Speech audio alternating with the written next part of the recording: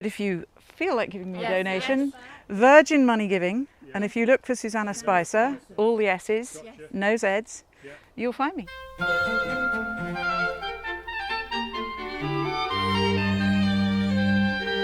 Hi, I'm Susanna Spicer, and for 4 years out of every 5, I'm pretty much couch potato.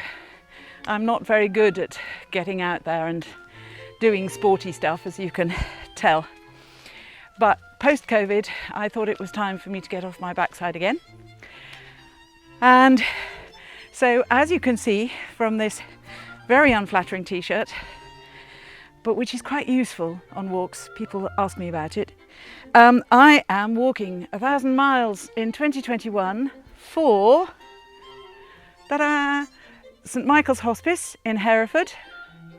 Hospices, as we know, need money the whole time because they're not government funded. The Whitley Fund for Nature, which I will tell you about a little bit later on, and ditto Legs for Africa. They are my 3 charities. I have walked all over England in different places, and indeed in Wales, over the past, where are we now, 7 months nearly. And I'm doing quite well.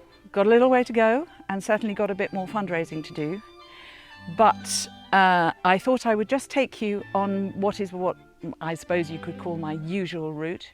It's exactly 5 miles long, measured with an app, which is handy, so that I know that I can just roll out of bed and do it, and I've knocked up 5 miles. And it's in lovely rolling Herefordshire, a few hills, quite a lot of flat, luckily. And I've done it in snow, in hail, in driving rain, and last week in temperatures of 33, 34. So I've done it in everything, but today's a relatively nice middle of the road day, and I hope you enjoy seeing a little bit of where I tramp every day.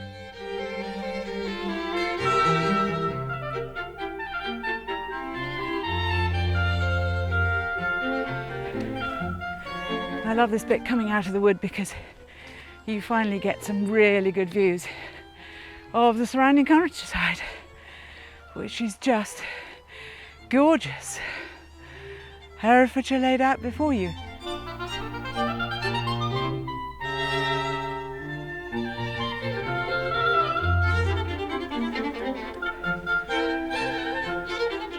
So I'm just going to take a little breather to tell you about the charities I'm walking for and why.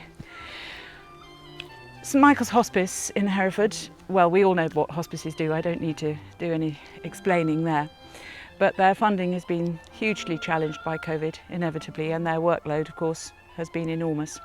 Then the Whitley Fund for Nature, that's a slightly unusual one.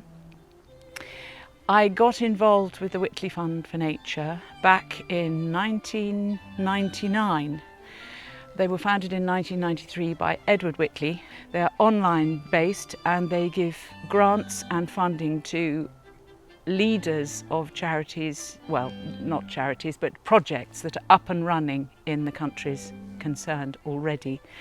So they've already got a track record, they've already achieved a lot, but an injection of serious Western funding can make a huge difference to what they do. And they are wonderful. They waste no money at all. It's all done online with a very small team, and they are doing wonderful work. So I recommend you look at their website, whitleyawards.org. And finally, Legs for Africa.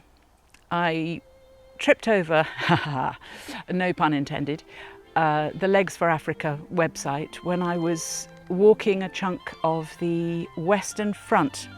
And Legs is a very small charity based in Bristol, and they had the brilliant idea of recycling prosthetic legs from the UK primarily, and now they've got branches in Canada and Australia, I think, and sending them out to Africa, training local Africans to re-engineer and fit them, and they are now enabling huge numbers of amputees who would otherwise probably be wheelchair bound or permanently on crutches, to walk again, children to run, play football. Again, they're extraordinarily effective on very small resources, and I heartily recommend you have a look at their website too, where they've got some inspirational films. Legs 4, number 4, Africa. So those are my 3 chosen charities. Please dig deep, because they can all do with more. And the more we can raise, the better. Thank you. Now I got on with it again. I think the walk goes out of the wood soon, so it's hot out there. I'm putting the hat on now.